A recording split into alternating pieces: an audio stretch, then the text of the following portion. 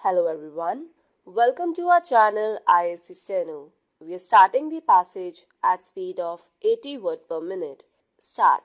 Under the circumstances, it is only natural, sir, that we should have some measure by which the university education can be coordinated into something which will cater for national unity and for national recovery in the sphere of education.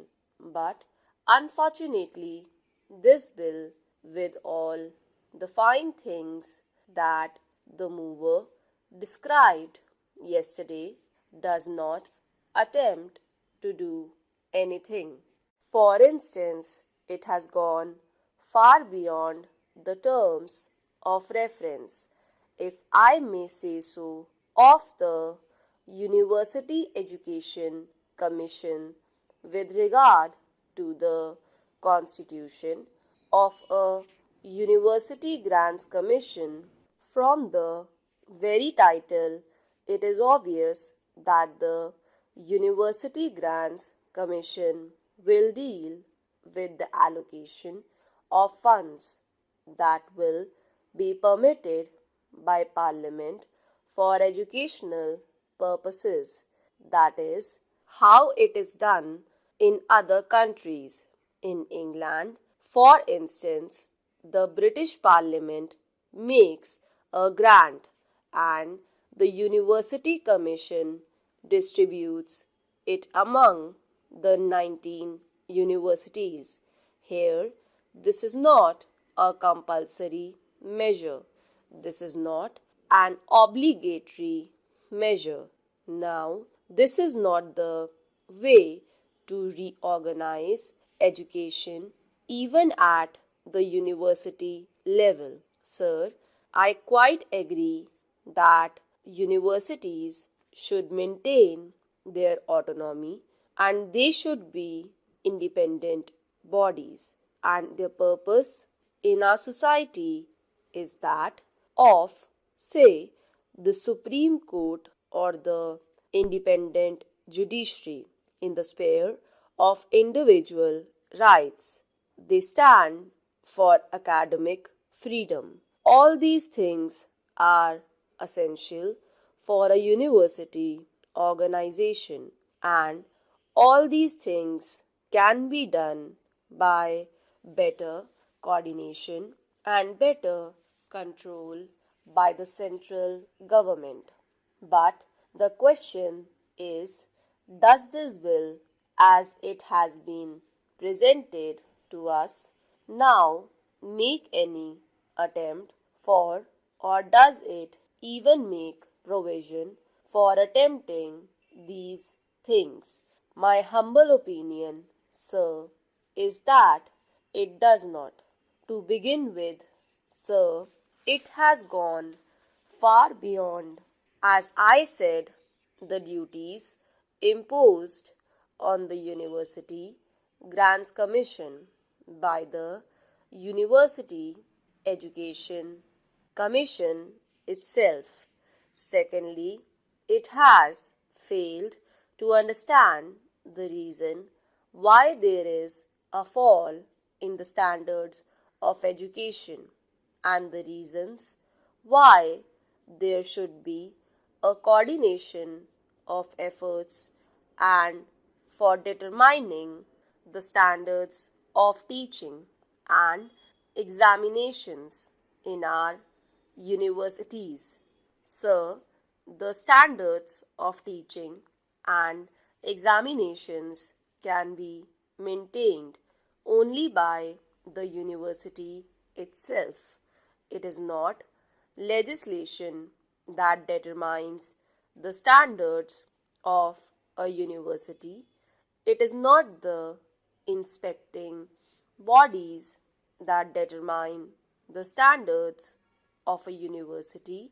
The standards of a university are determined by the teaching staff, by the university authorities, by the academic bodies, and by the morale of students, which also depends upon these factors. Now, there is nothing in this bill, nor is this the kind of a bill which is needed to ensure these things. Already in this country, we have other educational bodies. We have from time to time our Vice Chancellor conferences. We have the Inter-University Board, and we have the Central Advisory Board of Education. All these bodies deal with the problems arising in universities.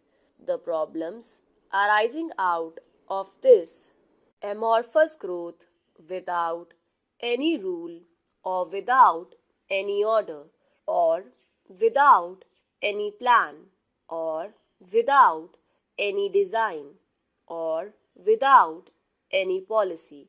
Now, these things have not been dealt with by these advisory bodies. Therefore, if the government thinks that a statutory body should be created, then I should say that this is not the kind of bill that should be produced. Secondly, sir, what is the means of control that the organization will have when it is constituted?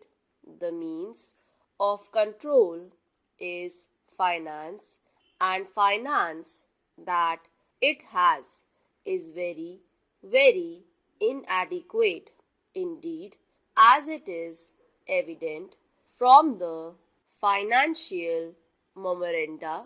Now, we may agree that the University Grants Commission is likely to get huge grants, as it should, in my opinion, because one recalls the statement made by the minister in the British Parliament after distributing £12.5 million to 19 universities.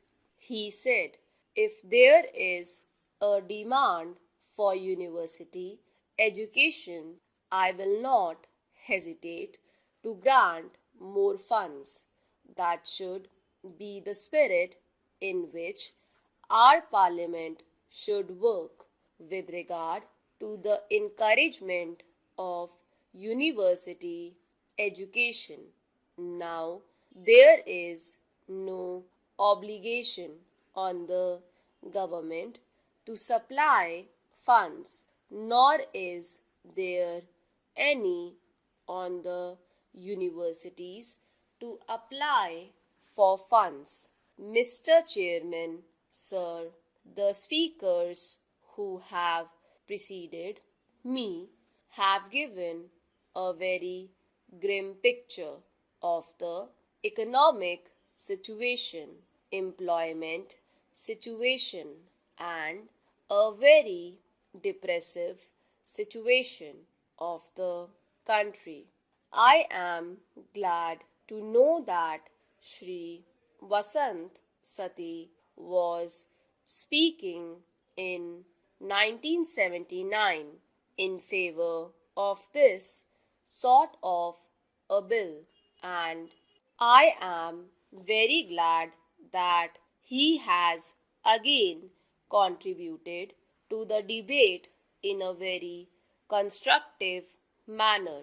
Well, we have figures galore, statistics galore, but figures and statistics would not solve our own problem.